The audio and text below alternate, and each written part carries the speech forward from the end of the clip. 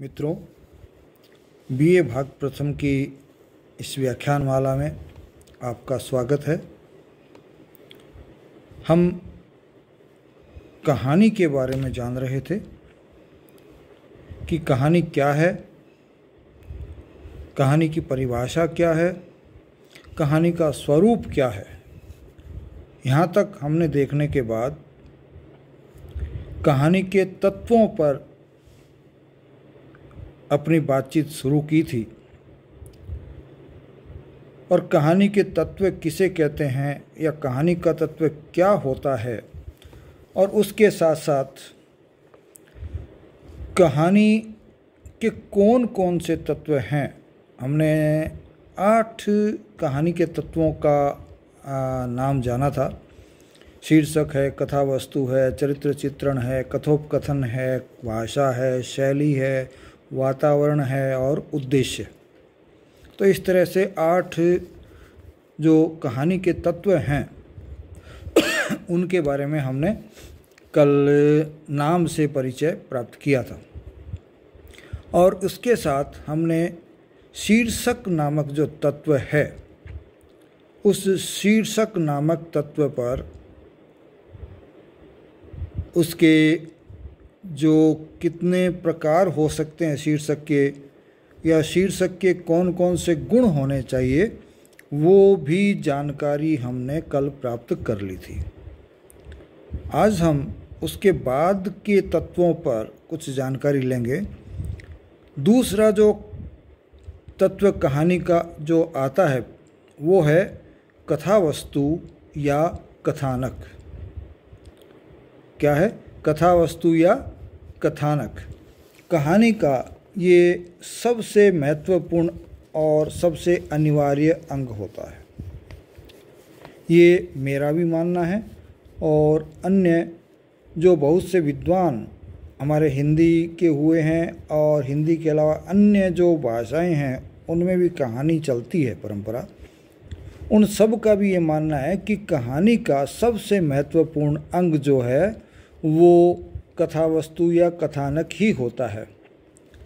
इसका महत्व हम इस बात से समझ सकते हैं कि जिस प्रकार से हमारे शरीर में हड्डियां आवश्यक होती है, उसी प्रकार से कथा वस्तु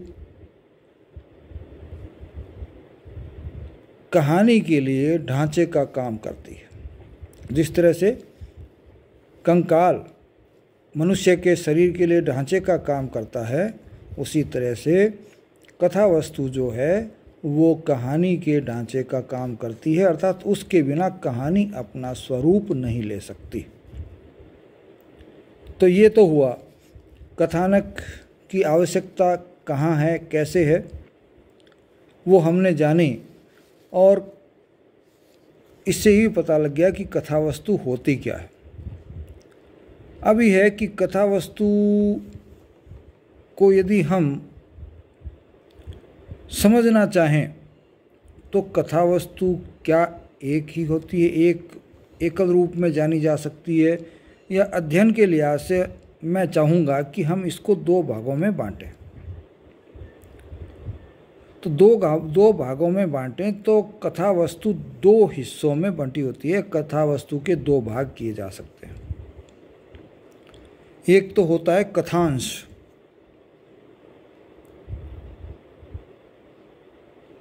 जो कहानी है, जो कथा है उसका अंश, और दूसरा होता है विन्यास, अर्थात उस कहानी को किस तरह से व्यवस्थित किया गया है, किस घटनाक्रम को कहाँ कहा गया है, किस संवाद को किस जगह रखा गया है, वो सारा क्या होता है? कहानी का विन्यास होता है। और कथांश आप जानते हैं कि कहानी की जो एक अंश है वो सारा उस सारांश कथा वस्तु के अंतर्गत आ जाता है, कथांश के अंतर्गत आ जाता है। तो कथांश की क्या विशेषता होनी चाहिए? कथांश हमेशा संक्षिप्त होना चाहिए और कथांश सरल होना चाहिए। संक्षिप्त और सरल कथांश होना चाहिए, इसके साथ साथ दोहरा कथानक उसमें नहीं होना चाहिए, क्योंकि यदि कथानक दोहरा होगा तो दोहरे कथान से कथानक के सौष्ठव में बाधा पैदा होती है। कथानक का जो सौंदर्य है उसमें बाधा पैदा होती है। ये आपको हमेशा ध्यान रखना है कि क्या होना चाहिए, छोटा होना चाहिए, और दूसरी चीज़ क्या होनी चाहिए, सरल होना चाहिए। तीसरी चीज़ जो है वो दोहरा नहीं होना चाहिए। यदि कथांश दोहरा है, उसमें कथानक दोहरा कथानक है, तो उस कहानी का जो सौंदर्य है, जो सौष्ठव है, जो उसकी बनावट है, वो बनावट कमज़ोर पड़ जाएगी, उसमें वो बाधक होगा, वो बाधा पैदा करेगा। दूसरी जो चीज़ आएगी वो आएगी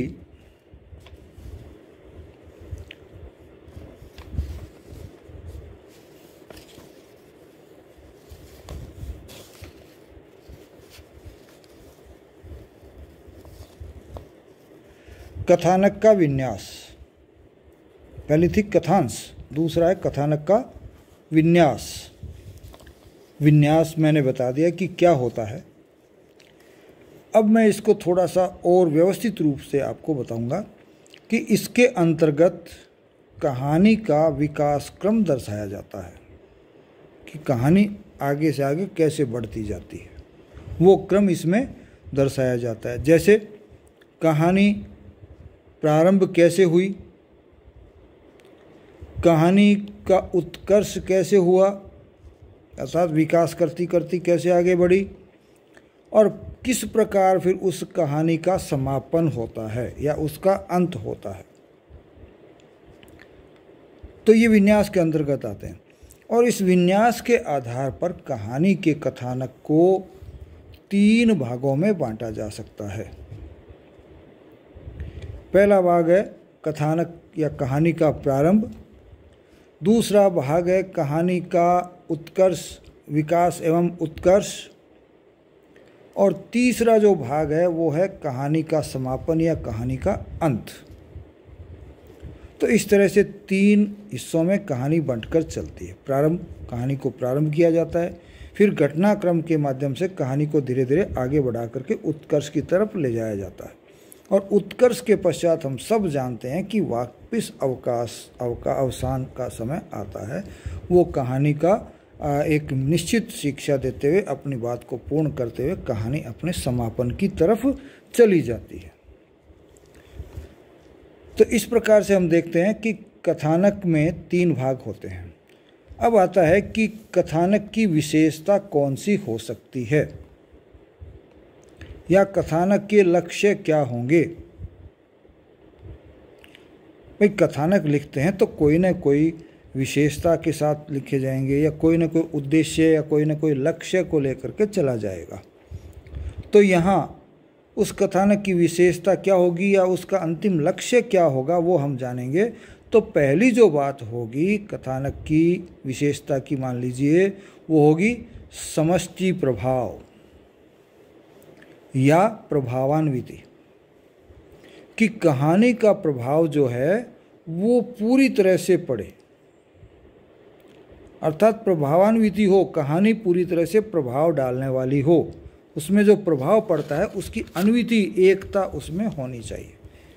ये नहीं हो कि एक प्रभाव तो कहीं ले जा रहा हो, एक प्रभाव कहीं ले जा रहा हो, तो कहानी में एकता नहीं रहेगी, घटनाक्रम में भी नहीं रहेगी, और जिस उद्देश्य की तरफ जाना चाहते हैं वहाँ तक भी कहानी नहीं जा पाएगी। दूसरी जो इस कहानी की विशेषता या कहानी के कथानक की विशेषता होती है वो होती है घटना ऐक्य और संबंध निर्वाह। घटना ऐक्य और संबंध निर्वाह, कोई भी कथांश हो, कथानक हो, उसमें ये एक आवश्यक तत्व होता है कि कहानी में या उस कथानक में जितना भी घटना क्रम दिखाया जाता है, जितनी भी घटनाएं दिखाई जाती है, जितने भी कार्य व्यवहार दिखाए जाते हैं, उन सब में एकता होनी चाहिए, वो एक हो जानी चाहिए। यदि उनमें भिन्नता रहती है तो कहानी अपने उद्देश्य को प्राप्त नहीं कर सकती। ये आप हमेशा ध्यान रखें। और जो संबंध बनते हैं उनका निर्वहन भी होना चाहिए। जब कहानी में दो घटनाक्रम होते हैं तो उनमें कोई ना कोई संबंध होगा, तभी वो घटनाक्रम सही होंगे। तो उन संबंधों का निर्वहन भी कथानक में होना चाहिए। तीसरी चीज जो आती है इसमें विशेषताओं के अंतर्गत, संक्षेप में जानेंगे, वो होती है कि किसी भी कहानी का कथानक हो और उसको यदि अच्छा बनाना है तो उस कथानक का प्रारंभ भी अच्छा होना चाहिए और उस कथानक का अंत या समापन भी बहुत अच्छा होना चाहिए। यदि कहानी का प्रारंभ अच्छा नहीं है तो पाठक तुरंत उसको छोड़ देगा,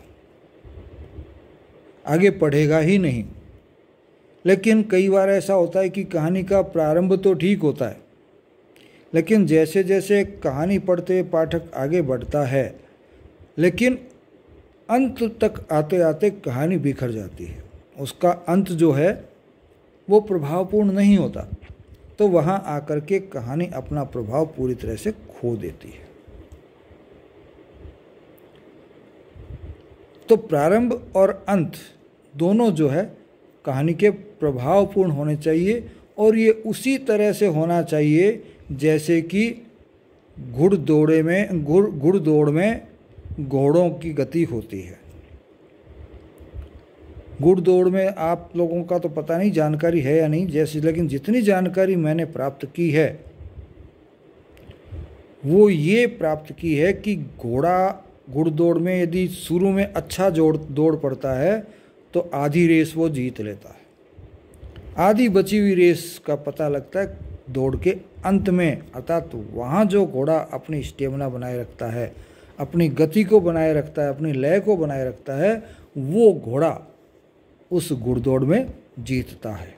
तो उसी तरह से कहानी भी वही अच्छी होगी जिसका प्रारंभ और अंत दोनों अच्छे होंगे। इसका मतलब ये नहीं है कि मध्य में आप कहानी में कुछ भी लिख दो, वहाँ भी अच्छा होना जरूरी है, सब कुछ अच्छा होना ज़रूरी है, लेकिन इन दो चीज़ों का बहुत ज़रूरी है। आपने मध्य में बहुत अच्छा लिख दिया लेकिन प्रारंभ और अंत खराब कर दिया तो आपकी कहानी का प्रभाव वैसा नहीं रहेगा जैसा कि एक अच्छी कहानी का होना चाहिए।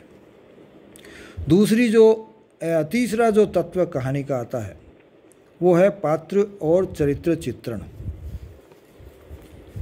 कहानी में पात्र भी होते हैं जो कहानी को आगे बढ़ाते हैं, और उन पात्रों का कोई चरित्र भी होता है और उसका चित्रण कहानी में किया जाता है।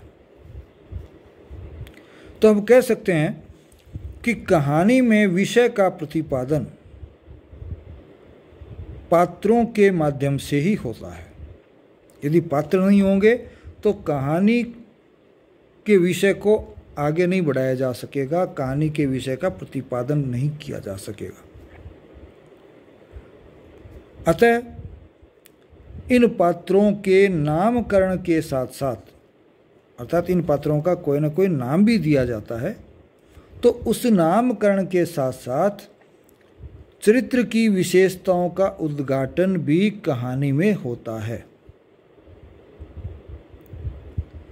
तो जो पात्र होते हैं उनका जैसा चरित्र होता है उसी तरह से कहानी आगे बढ़ती है। उन चरित्रों के माध्यम से ही कहानी अपनी दिशा को प्राप्त करती है। अतः कहा जा सकता है कि चरित्र चित्रण और कथा वस्तु एक दूसरे पर अन्योन्याश्रित रहते हैं, एक दूसरे के परिपूरक होते हैं, एक दूसरे पर निर्भर रहते हैं। अर्थात यदि कथानक को आगे बढ़ाना है तो पात्रों की व्यवस्था और उनके चरित्र चित्रण की व्यवस्था अच्छी होगी, तभी कथानक आगे बढ़ेगा। और यदि कथानक अच्छा है तो पात्र भी वैसे ही होंगे। बिना कथानक के पात्रों को व्यवस्थित किया जाना संभव नहीं है। तो ये दोनों एक दूसरे पर निर्भर करते हैं। यदि एक खराब हो गया तो दूसरा भी बिगड़ेगा। अब है कि हमें पात्रों की आवश्यकता तो है, लेकिन फिर पात्रों की विशेषता क्या होनी चाहिए जो कहानी को अच्छी तरह भली भांति या अच्छी तरह से आगे ले जा सके। तो उस पर हम विचार करें तो हम पाते हैं कि पात्रों की सबसे पहली विशेषता पात्र स्वाभाविक होने चाहिए। जैसा कथानक है, जिस तरह के कहानी का वातावरण है, उस वातावरण से मेल खाते हुए पात्र होने चाहिए।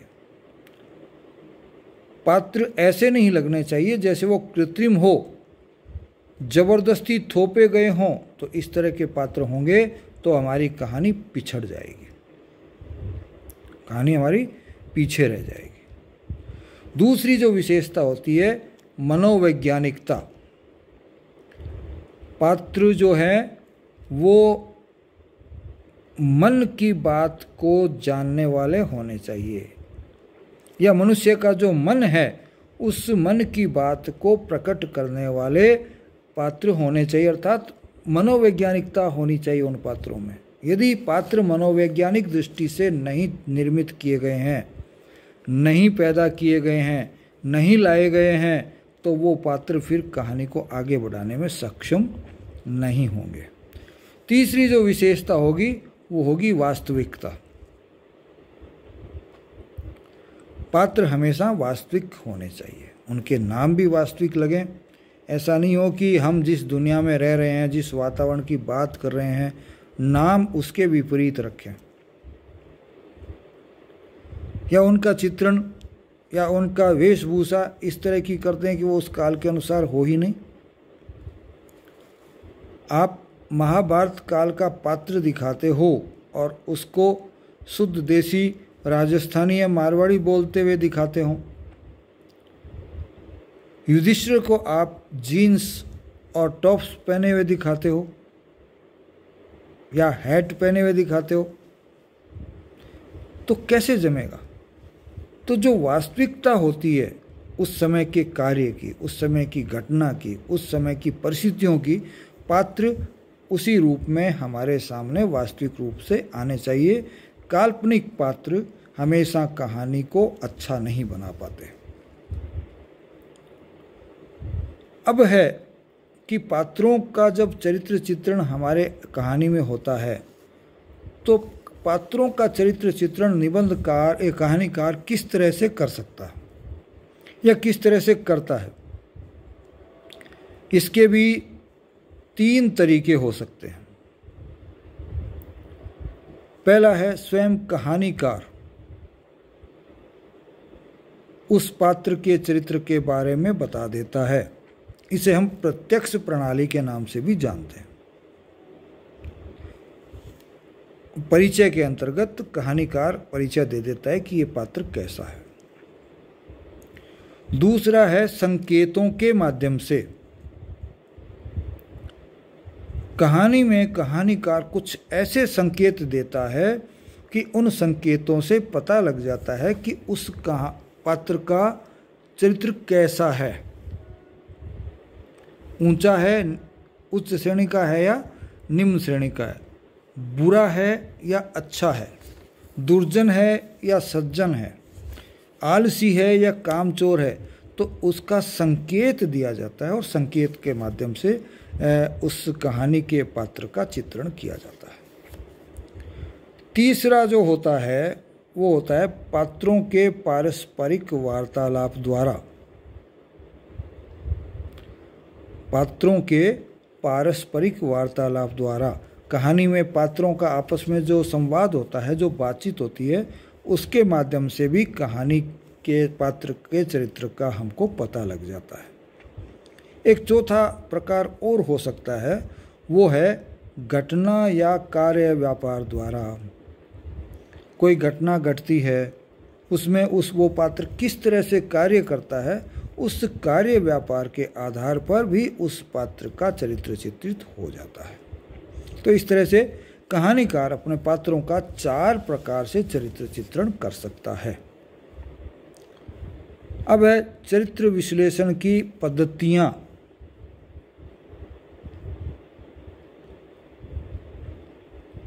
ये पद्धतियाँ भी 3 तरह की काम में ली जा सकती है। वो है निरपेक्ष विश्लेषण।